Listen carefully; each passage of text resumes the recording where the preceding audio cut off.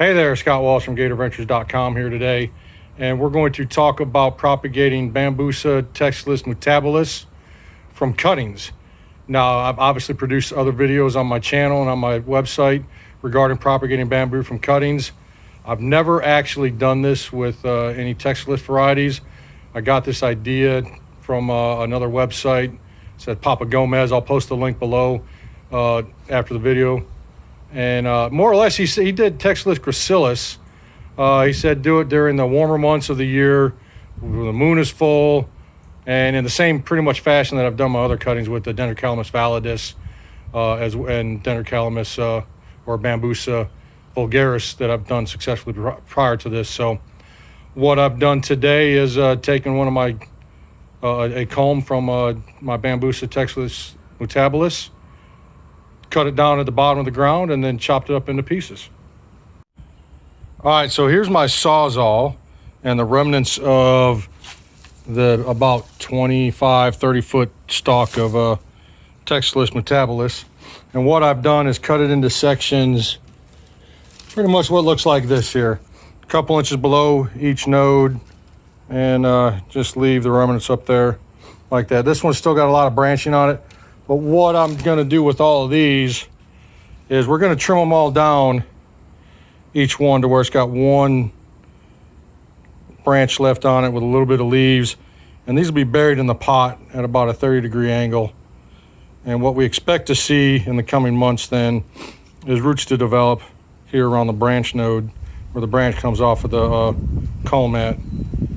And I don't know if I'm gonna use any rooting hormone on these or not. Again, I've had much success with ones, and especially the validus, where I have not used rooting hormone. The Papa Gomez website article does say to use rooting hormone, but I don't know if that will be effective or not. Maybe I'll try a couple, but we'll see what happens. But again, we're going to go from these bushy looking cuttings like this here with lots of growth on it, trim them down to just a single branch with a few leaves on it. The other thing with this too is you're going to keep the soil moist. You're going to keep it in a shady location. And the end of this, you're going to keep the open end pretty much full of water at all times. That's kind of to help keep it moist, keep it from drying out, and ensure the success. Actually, Roy Rogers out of Tampa, I don't know, maybe 10, 15 years ago, maybe even longer than that, when I started trying to propagate bamboo, told me about that back when we used to be on the Garden Web forum, before Facebook really blew up and all the Facebook groups. Anyways, that's what we're gonna do, and we'll see what happens. All right, so I've got my cuttings trimmed up down to what I showed you earlier with just one branch per node per cutting. Got them resting in a bucket of water just to keep them from drying out. As you can see right now, the leaves are still nice and open, look pretty good. Whereas the rest of the culm, this I'm not gonna use because I think it's kind of too small. But you can see here the leaves are curling in and drying up pretty much, obviously, because it's not connected to the mother plant anymore. It has no means of getting up water. But again, these in the bucket still look pretty nice and green. So I'm gonna go mix up the potting soil and get them in some dirt. All right, so nothing fancy or scientific to this. Decided since I had some rooting powder, why not?